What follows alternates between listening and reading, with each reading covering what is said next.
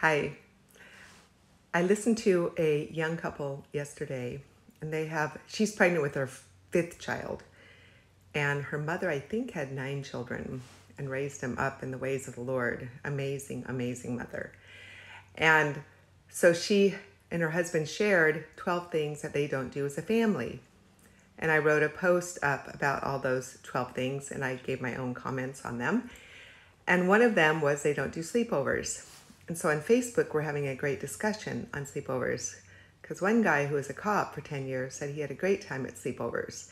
And I said, so many children are sexually abused at sleepovers. I didn't know he was a cop. And then he told me he was a cop for 10 years and he knew this, but da da da da. And I said, well, then why would you ever want to take that risk? And then he said, you don't have anyone in your church that you would trust with your children or grandchildren now at my age. But to put children alone at night together in a room isn't wise. They can be naughty, even if they have amazing, godly parents. Putting children who aren't siblings together in a room, even siblings, you need to just be at home, pay attention to what your children are doing, what they're seeing, what they're saying. Be diligent and be aware. You need to be fully there with your children while you're raising your children to protect them.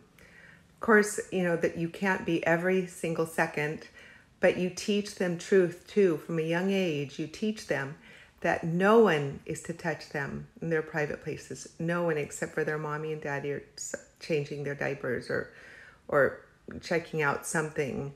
But those are their private parts for them alone. And Debbie Pearl wrote some books, Yell and Tell, which are great books to read to your children. If you don't know exactly how to tell your children about that, she wrote books that you might want to get and read to your children about how they protect themselves. But you must do what you can to protect them and pray over their protection daily. Ruth Graham Bell said that her children, she had a lot of them, I forget how many, but they always were under her roof at night. She always wanted her children under her roof at night, and that's how we raised our children. We wanted our children under our roof at night. We wanted to protect them as much as possible.